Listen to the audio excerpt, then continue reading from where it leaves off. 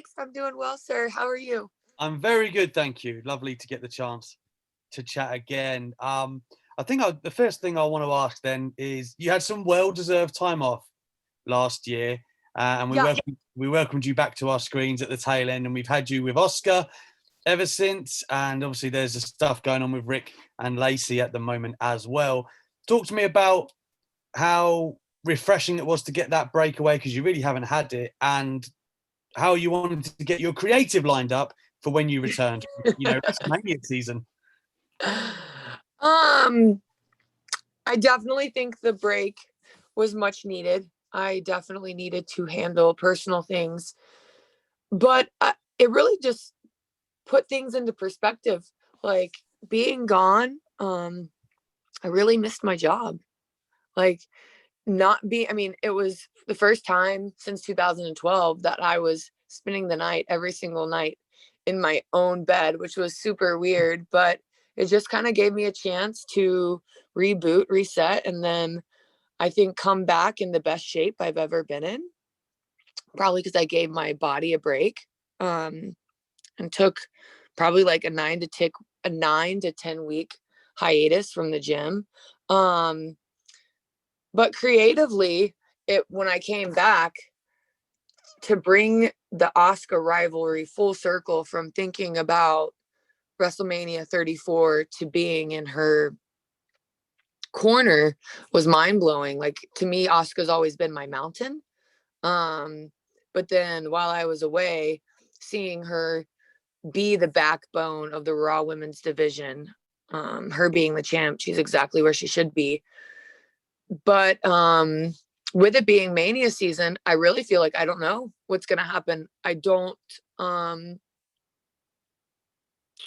Right now, Asuka's the champ, and I'm just, waiting in line or my turn for that opportunity. But as of right now, I don't like the title's where it should be, and it's in good hands. And in regards to the tag team championships, we will be defending them this weekend at Royal Rumble, and we'll see how that goes. I think Shayna and Nia as a team have come extremely far together, and their kind of sisterly friendship adds a different dynamic, and it's extremely entertaining. As for my dad and Lacey, yeah, I didn't see that coming, to be honest. Not with I think I've just been so focused on building my own legacy, adding to my father's legacy, protecting my father's legacy, as well as our relationship on screen coming full circle since 2015. I really didn't. Yeah, that was out of left field for me. Let's flip over to the other side of the world, and let's come to Nims in Australia over at SEN Radio. Good morning, Charlotte. Greetings from Australia. How are you going? Hi, Nims. I'm doing well. That's what I like to hear. So with the Rumble coming up, you actually mentioned you've got the match there, but you're also doing double duty.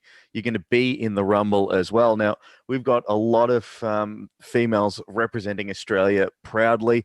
You've tangled with Rhea Ripley very famously, and also the Iconics, but there's also other Aussie females like Toni Storm and even Indy Hartwell who are doing some great stuff in NXT that could make their mark in the Rumble. Because you've already got a match at the Rumble, as well as having to deal with 29 other women, do you sort of not fear, but do you have to prepare extra for the women that you might not know?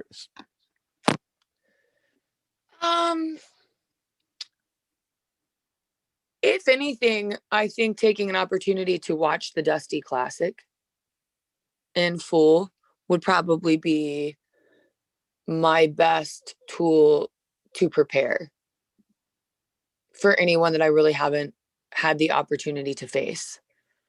Wow, that's a crazy list I didn't realize it was that many Australians. I started with Emma to Neil, so it's crazy. That's awesome. Well, hopefully they won't give you too much trouble. But another thing I do have to ask, you did wrestle in front of 70,000 Australians at the MCG back in the day. I just want to ask, what were some of your memories of that match being? Because for us, it was a huge moment, and for you to be one of the first matches on the card, was there a lot of pressure on you? Well, I'd been in front of a crowd like that before. Like, nothing gets bigger than WrestleMania 32, right? But I think for me, whether it's 12 people or 101,000 people, I have the same feeling, the same motivation, the same nervousness. But what made that so cool was the fact that it felt like a WrestleMania. That's how big it was. It wasn't like your typical live event overseas. It was an actual, like, it felt as big as a WrestleMania. Let's come next to Luis Rodriguez over in Mexico.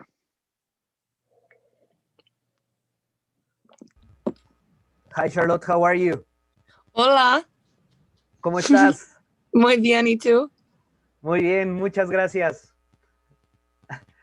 Charlotte, what are the difference between the Charlotte Flair who won the Royal Rumble last year with the current Charlotte Flair? What progress do you make, or what progress do you see on the women's roster? Do you think that it will be just difficult to win this Royal Rumble? Do you have any candidates for this women's Royal Rumble? I think every year the Royal Rumble gets more difficult due to how deep and experienced the division gets. I mean, now you have Bianca Belair on SmackDown. Now Bayley doesn't have a title, so she'll be in the Royal Rumble. Raw side, you have a repeat, Shayna. And then I don't know whether or not she'll be entering, but I could see, Rhea Ripley making a surprise entrance. Not that last year we didn't have the depth, but this year it just seems like there's so many more players that are in favor of winning, as well as Alexa Bliss and her new character dynamic. Yeah, I feel like this year it's almost like it could really go to anybody. It's just who's able to outlast all, opponents.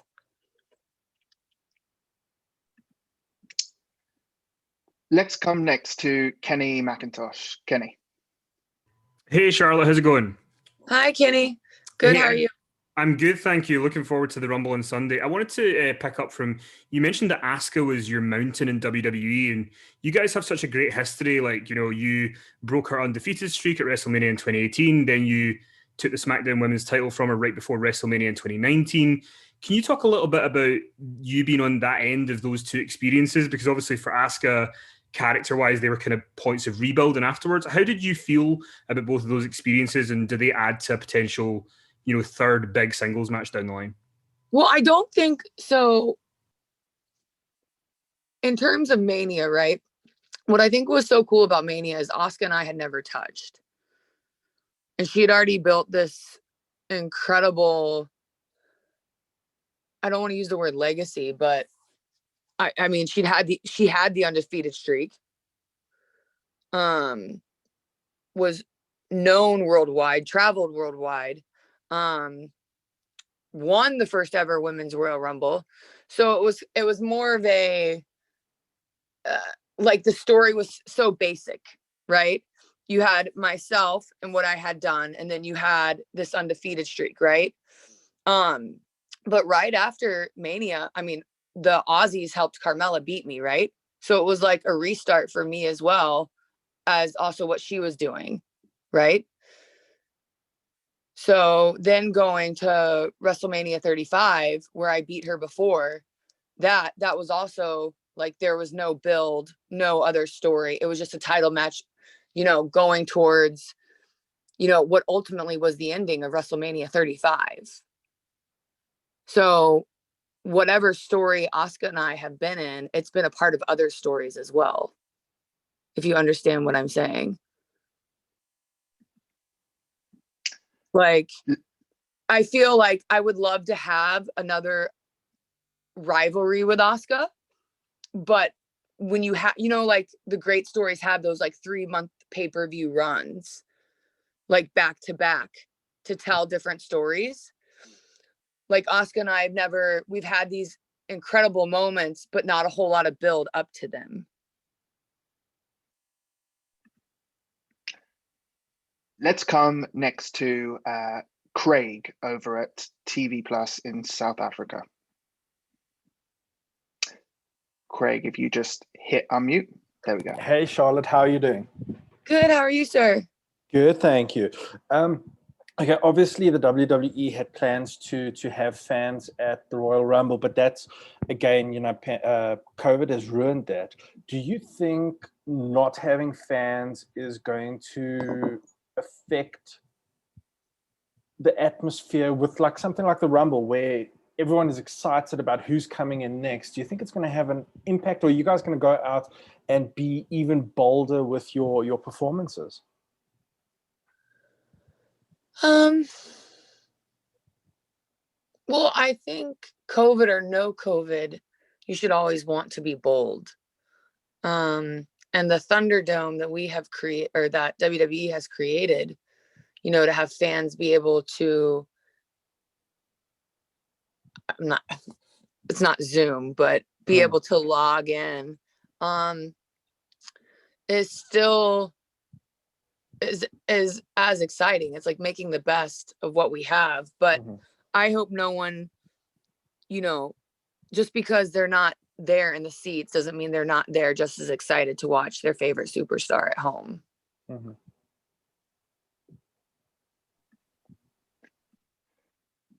We're going to come next over to Italy. We'll come to Luca at Project Nerd in Italy. Hi, Charlotte. Thank you for your time. I was curious to know if you have any Royal Rumble match and moment that sticks out in your mind as your favorite, because we know the Royal Rumble is one of the most unpredictable match in history. So I was curious, what's your best ever in your mind? Well, I could either say my dad winning or myself. You could put either. Your dad's one was pretty great. It's one of my favorite, actually.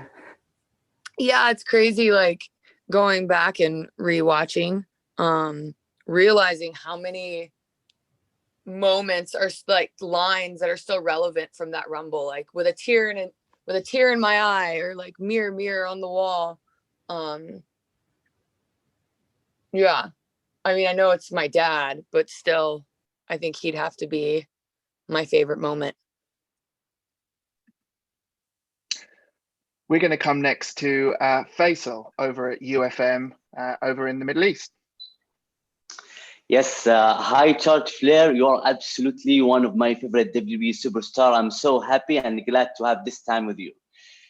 So my question is, you and Becky Lynch, you did amazing matches before, but I'm dreaming to have another match. But this time, I want it to be big. I want it to be a dream. I'm dreaming to having this match in Saudi Arabia, and I want to know your opinion about it. Oh, that sounds amazing. And I would be honored, and I know she would be as well. Yeah, I would love that. Yes, Any and good luck. opponent, actually. Like if Becky's not back yet, yeah, I would love just to have the opportunity to perform there. It will be amazing, and good luck in the Royal Rumble that will be exclusive in WWE Network. Thank you so much, sir. Look at Faisal doing our promo as well. Unbelievable. Right, we're going to come back to the UK. Let's head to Alistair over at Metro. Hey, how's it going? Hi, Alistair. Good. Yeah, how are you getting on? Good, sir. Good. I saw a clip recently where you were talking about wanting a big sort of character-defining moment, and you alluded to Alexa Bliss's dynamic. I was wondering if something kind of that far out left field is something that had creatively intrigued you at some point. So I think about that all the time. Like, what would that look like for me?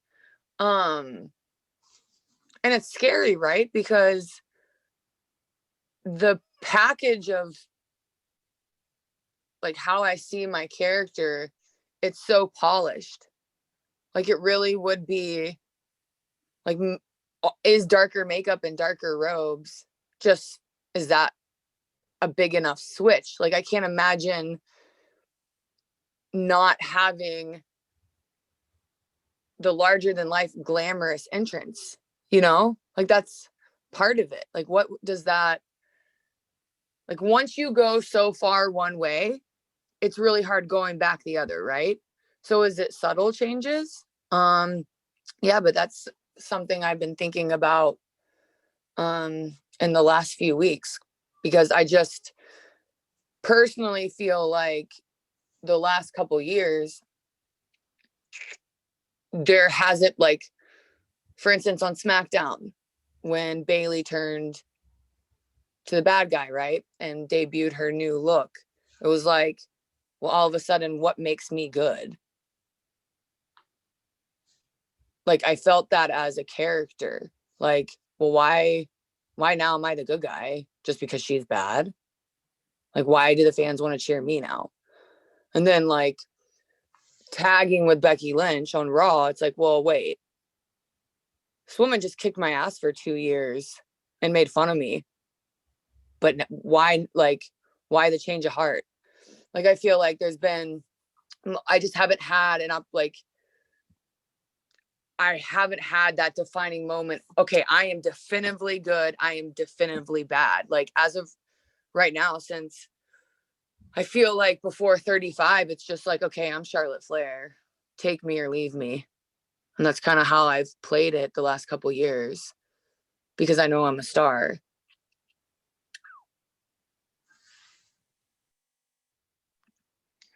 We're going to come next to Spain, and we'll head to Vicente over at Marca. Hola, hola, Charlotte. Hello from Spain.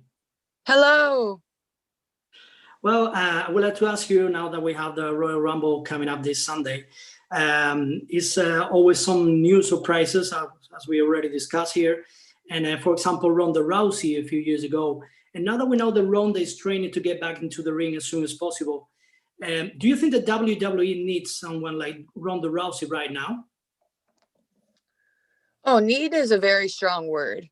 Do I think Ronda adds to the division? 100%. But need, no. We have an incredible list of already established stars and ones that are, excuse me, ones that are on the rise. So need is a strong word, but do I think she brings a lot to the table? 100%. Thank you. Thank you. We'll come next to Eric over at man.tv in Germany. Hey, Charlotte. Thanks for your time. And sorry for my damaged camera. Oh, no, it's fine. My question is, in War Talk, you said that one thing you always wanted to do was to protect your father's legacy. In the Royal Rumble match, there could be the situation that you not only have to fight Lacey Evans, but also keep an eye on your father at the ringside too. What is your game plan for this situation? Would you? Oh, my dad's gonna be ringside at Royal Rumble. Yeah, I hope so. I didn't even know that. Yeah, would you fight against Lacey Evans and your father if there is no other way to win the Royal Rumble? Would I hide? Yes. Do you want to reword the question? Do you think I would hide from my dad and Lacey Evans? I don't know. 100% no. Okay. They should. If I was them, I would be hiding. Okay. We're going to come next to Michael over at Lucha Libre Online. Hola Charlotte, ¿cómo estás? Muy bien. ¿Y tú? Todo muy bien por acá en Puerto Rico. It is a pleasure always speaking with you. Thanks to Joel. I wanted to know your opinion about the NXT women's brand. It's been stated by Triple H and even in the Twitter page that NXT has currently the best women's division in the planet. Do you think this statement is correct, or where does this leave the Raw and SmackDown women's division? I think Triple H has every right to say that. I mean, he is, I want to say, such a proud papa of the NXT brand, because that's kind of how we labeled him as well when we were there.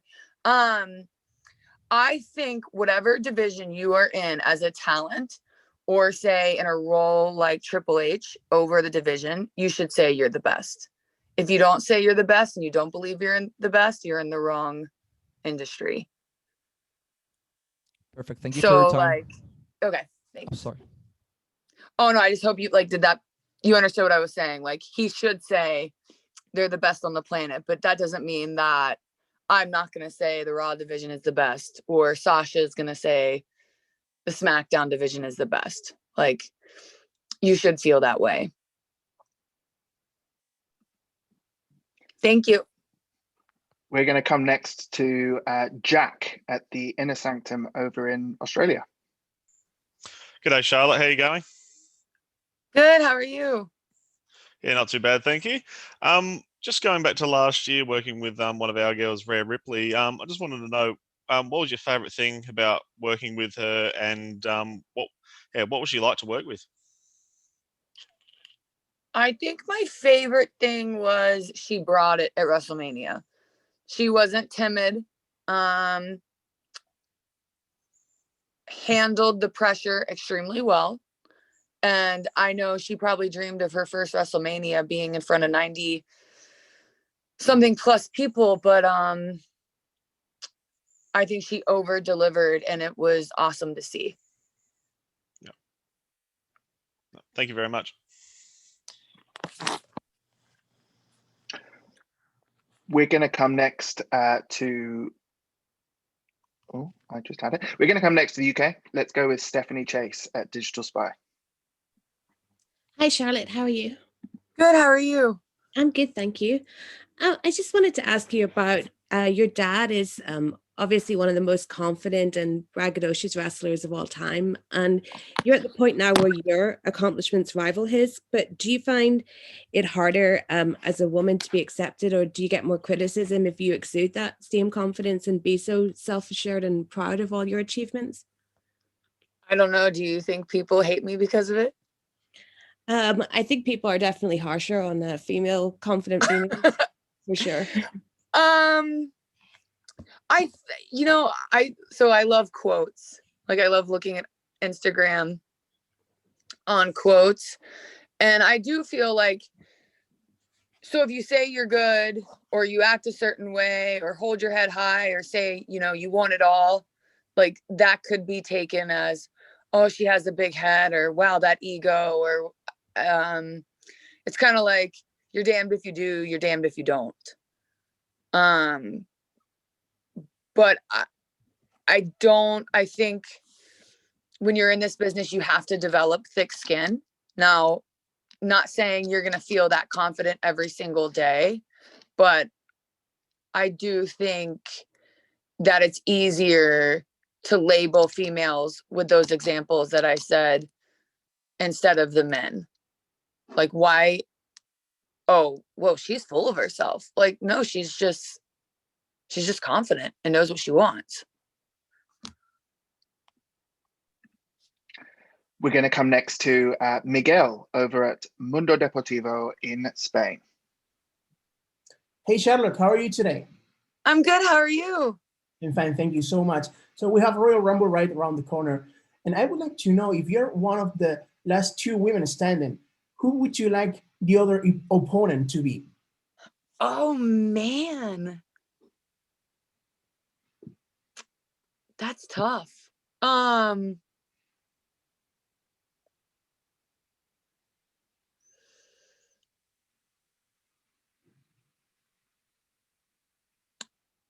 So the second Rumble, it was Bex. The third was Shayna.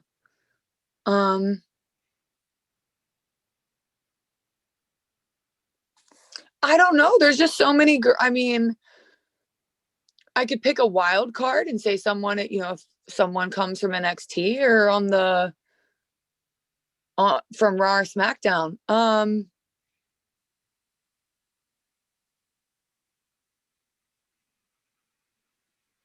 That's tough. I honestly don't know who I'd want. I guess I'd say I love how far along Bianca has been coming.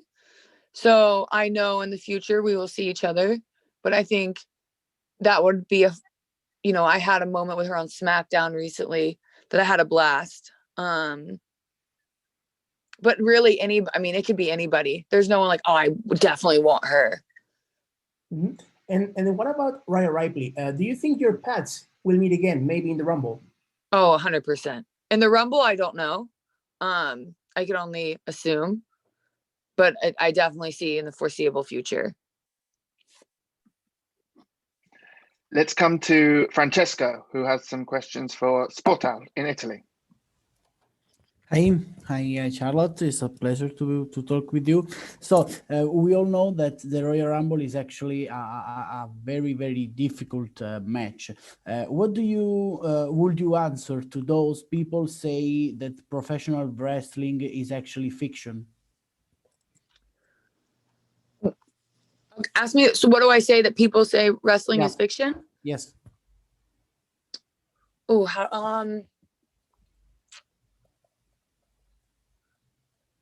it's very hard to explain to someone exactly what we do. Like it takes being an actor, it takes being an athlete, it takes being not an actor that just films and cuts, like live performances. It takes being a leader, it takes teamwork. I mean, there's just so many things and moving parts that go into what we do. Like I played sports, I played volleyball in college, and I still think this sport is the hardest sport. It's so dynamic. But in terms of calling it fake, I think that's something that we have faced for years now, and that's why I take it so personal when the fans are so critical, when they have no idea what our bodies go through, or what it feels like in there. There's like no grace given. But I always say, like, stick out your finger if you think it's fake, and then I pull on it backwards, and I'm like, you feel that? Is that fake? Yes, and you talk about movies and acting, and can you tell a TV series that you actually like the most, and in what movie or TV series you would imagine yourself as an actress? Oh, well, I loved Money Heist. Not that I see myself as a bank robber, but Barbarians, I've watched the first season. I could see myself playing a warrior, a little something predated, where I'm disheveled and kind of messy, like a dominant character that has more of a presence in terms of like being able to be physical in the role. What else am I watching? I watched El Dragon. I think really any action series. That would be we're gonna come next to Renzo, who I believe is in Peru. Renzo, am I right in thinking that?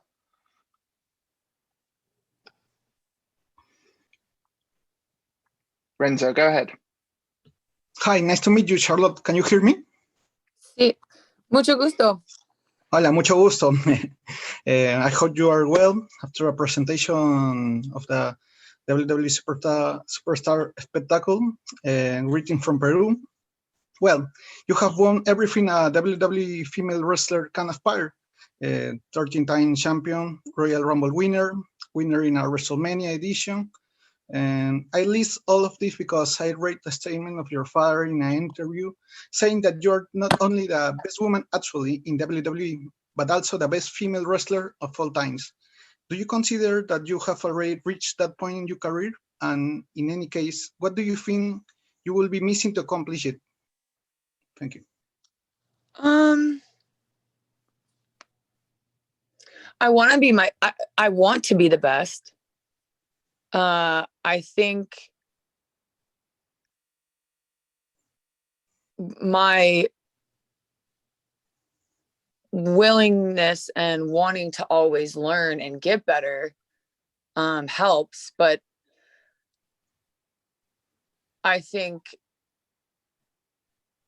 it's hard, when it's all said and done, it's easier to look back and say, man, I was pretty good. I think I'm up there as being, one of the most athletic. But I mean, there's so many talent. I mean, everyone has their own favorite flavor. Yeah, I mean, I want to be remembered as the best one day. 100%. Okay. We are going to come next to Christian. Be waiting patiently for in Germany. Hey, Charlotte. How are you today? Good. How are you? Yeah. So you talked about the break you took last year, and how did maybe stepping away for a while maybe help in getting a new perspective on being a WWE superstar? And also, while you took your break, did you get a chance to spend time on things you are passionate about that you maybe didn't have the time for the last couple of years when you were always on the road? Well, unfortunately, I was like, oh, it's during COVID.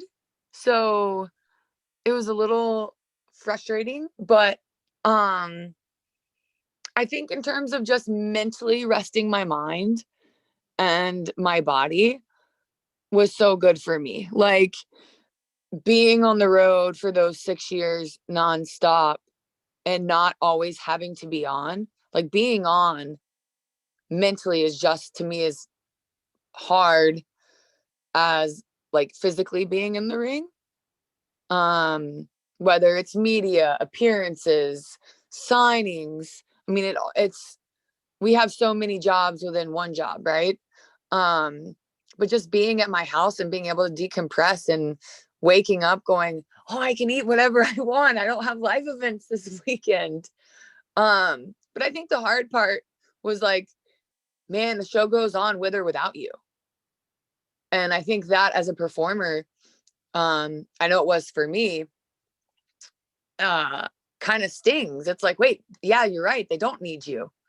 So I think that makes you more eager and antsy to get back when you can. But if anything, it just made me really realize how much, I do love being in the ring. And it's the one thing that I love more than anything in terms of like, that's what I want to do with my life, is be a performer, like being able to create and that was another thing. Like when I'm in the ring, like feeling like you're in control of people's emotions, whether it's wanting them to feel good or bad or, creating these stories. Like I missed being creative. Cause that's how like I feel that is what I bring to the table that I like doing. But I started Spanish classes. So that was awesome. I've been wanting to do that. And then just caught up on like 6 years of sleep. Great. Thank you. Good having you back now. Thank you. Right, we've got time for a final couple, so let's make our way through. Let's come first to Dom Smith over at Soundsphere. Hi, Charlotte. Nice to hear you and see everybody.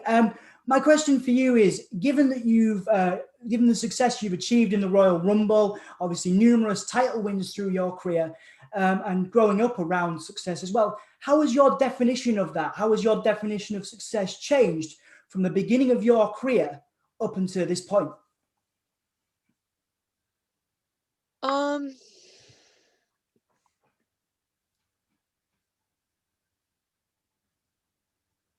I think it's changed by, you know, there's always that first time you hold your first title.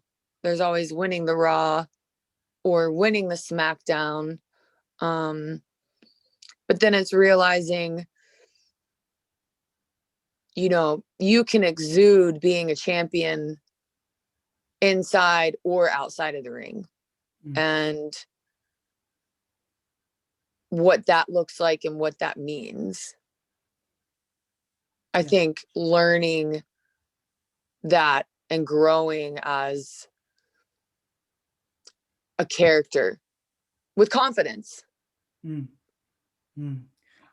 and what about, have you changed personally? How have you changed personally? Obviously, in your own life, you've been through so much. You've experienced the highs and lows of sports entertainment. You've obviously dabbled in entertainment and TV and all that. How have you sort of changed personally as you've grown and developed? Much thicker skin on some days.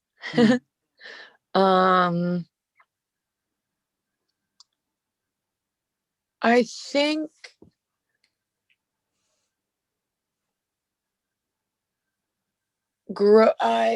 that's a hard one. It's like bringing your real self to the performance and what that looks like, not being scared to fail. Like, unless you fail, that's the only way to grow. Like at first I'm like, oh, I can't fall, I can't slip, that can't happen. And now I think it's, when those moments do come, it's like really not taking them for granted and going, okay, how do I learn from this, or how do I get better? Maybe making or taking bigger risks is key. We're going to head to that fated spot, the last media question. Who is it going to be this week? Right. It's going to go to Ash Rose. All eyes on Ash. Make it a good one. Thanks, Joel. Thanks for the pressure. Hi, Charlotte. How you doing? Hi, good. Good stuff. I wanted just to talk with the Royal Rumble. Where does it rank in your kind of list of accolades, and how would it rank to win it again, to be the first two-time Women's Rumble? And then finally, I'll give you the fabled Rumble question. If you could choose a surprise entrant to come out on Sunday, who would you like to see? I don't know. I don't know. So winning last year was so out of left field. Like, I think sometimes the fans take what I say and get confused by it. Like, I remember one time I was like, man, I really needed that win. Like, they didn't understand, like, what win, Charlotte? Like, you've won so many things. Like, they don't really I don't think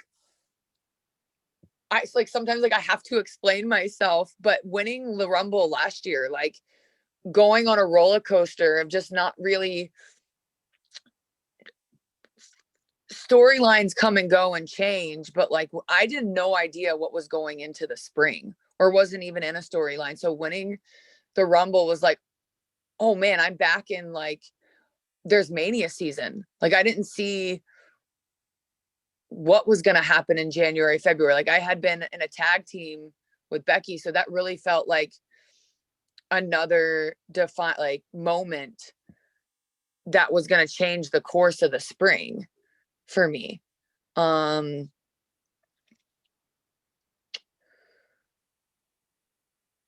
just,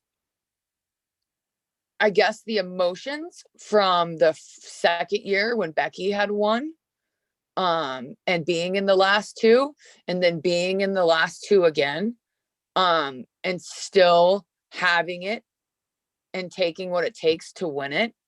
Like, that's a win in itself. like still being in that role and still being considered someone who can win. And then this year, like I said earlier in an answer, I feel like every year our divisions just get deeper and deeper as this women division has grown, especially coming from NXT. Anyone really, like, instead of having 2 favorites to win, like, I feel like I could list like 6 girls that could potentially win the Rumble this year. And that just makes for a more exciting Rumble. Like, you don't go, oh, I could see Bayley winning. You go, no, I could see Bayley winning. I could see Bianca Belair winning. I could see Rhea Ripley winning. I could see myself winning again. I could see Alexa Bliss winning. Like, it's such a bigger list. Or maybe a surprise win. And then in terms of who would I want to see come out?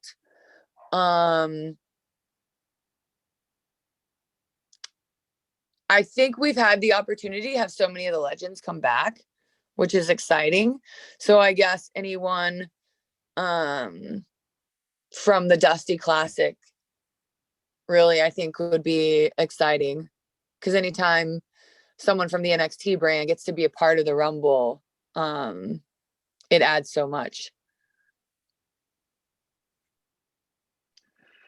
Ash, you did a good job. Well done. Thank you, everyone, so much. I guess the only way to end is, look, Charlotte, as people have said, you're going to be pulling double duty at Rumble this Sunday. What should we all be looking forward to, both from the Rumble matches themselves, but also from your tag team match against Nia Jax and Shayna Baszler? I'm looking forward to the rematch. There's no one else that I'd want in my corner than Asuka. And I just know that we not only are great enemies, but we're great partners. And we're going to do whatever it takes to retain. And then when it comes to the Rumble, just staying focused and ready. And hopefully, I'm not sure which match is going to come first, but whatever match does come first, I will take that as my warm up for the next match.